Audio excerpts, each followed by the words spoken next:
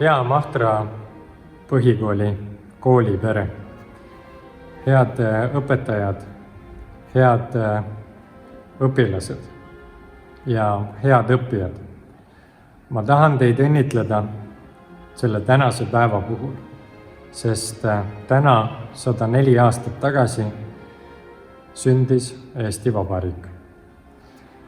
Eesti Vabariik on meie kodumaa. Ehk siis ma kutsungi üles täna teid kõiki oma südames tähistama seda pidupäeva. Ja ärme unusta nendel keerulistel aegadel, kus COVID,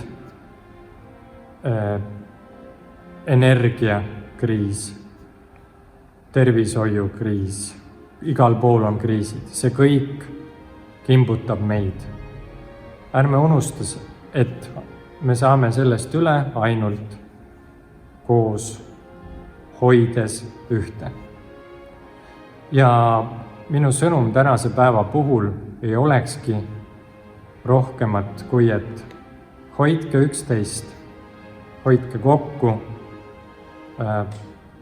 oleme avatud, uudishimulikud ja uuenduslikud. Palju õnne sünnipäevaks!